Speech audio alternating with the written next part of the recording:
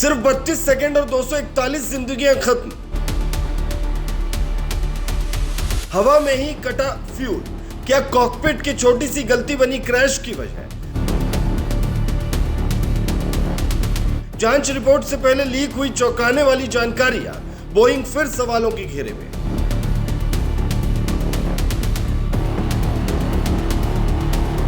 बारह जून 2025 को अहमदाबाद से लंदन जा रही एयर इंडिया की फ्लाइट टेक ऑफ के महज 32 सेकंड के भीतर क्रैश हो गई और 241 लोग जिंदा जलकर राख हो गए। प्लेन गिरा, जमीन पर हॉस्टल में मौजूद 19 और लोगों की मौत के शिकार हो गए। अब इस खौफनाक हादसे को 1 महीना पूरा होने वाला है और उससे पहले ही इसकी शुरुआती जांच रिपोर्ट को लेकर बड़े खुलासे सामने आ चुके हैं। सूत्रों के अनुसार एयरक्राफ्ट एक्सीडेंट इन्वेस्टिगेशन ब्यूरो यानी AAIB की रिपोर्ट 11 जुलाई को आ सकती है, पर उससे पहले ही द एयर करंट नामक एक मशहूर एविएशन जर्नल ने इस हादसे को लेकर कुछ बेहद चौंकाने वाले तथ्य उजागर किए हैं। रिपोर्ट के मुताबिक हादसे की वजह न तो इंजन फेलियर है, न ही डिजाइन में कोई बड़ी खामी और न ही ईंधन लीक या फ्लैप्स का खुलना बंद होना, यानी जो तकनीकी कारण आमतौर पर ऐसे हादसों में सामने आते हैं वो सभी इस मामले में खारिज हो चुके हैं। अब शक की सुई घूम गई है एक छोटे से स्विच की तरफ, फ्यूल कंट्रोल स्विच। यह स्विच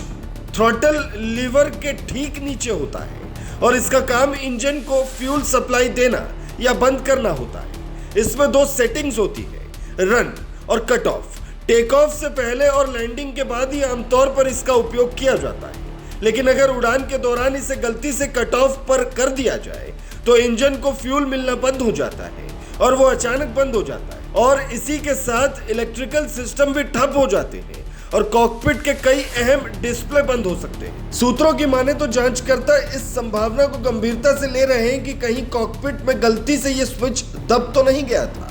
हालांकि ब्लैक बॉक्स डेटा अभी इस बात की पुष्टि नहीं कर सका है, यानी अभी भी ये सिर्फ एक थ्योरी है, लेकिन बाकी सारे संभावित कारणों के बाहर हो जाने के बाद अब जांच इसी दिशा में केंद्रित हो गई है। इससे पहले इंडोनेशिया में अक्टूबर 2018 में लायन एयर की फ्लाइट और मार्च 2019 में इथोपियन एयरलाइंस के हादसे में भी शुरुआत में पायलट की गलती मानी गई थी, लेकिन बाद में जांच में बोइंग 737 मैक्स की डिजाइन और सॉफ्टवेयर यानी MCAS सिस्टम की खामी सामने आई थी।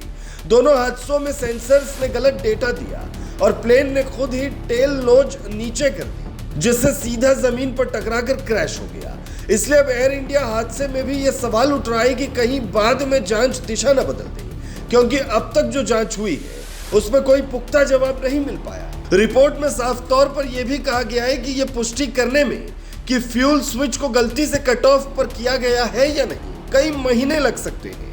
यानी जो रिपोर्ट 11 जुलाई को आने वाली है वो सिर्फ शुरुआती होगी और अंतिम निष्कर्षों के लिए लंबा इंतजार करना होगा।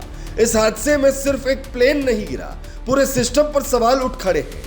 अगर यह हादसा एक स्विच की गलती से हुआ तो कॉकपिट में सुरक्षा व्यवस्था पर फिर से विचार करना होगा, और अगर बाद में डिजाइन या सेंसर की गलती सामने आती है तो बोइंग के खिलाफ फिर से नया तूफान खड़ा हो सकता है। फिलहाल सभी की नजरें 11 जुलाई की रिपोर्ट पर है, लेकिन जब तक पूरी जांच नहीं हो जाती तब तक किसी निष्कर्ष पर पहुंचना जल्दबाजी होगी। एक बात तय है, यह हादसा सिर्फ एक तकनीकी चूक नहीं था, यह सिस्टम की बड़ी नाकामी है जिसकी जांच देश और दुनिया को चाहिए।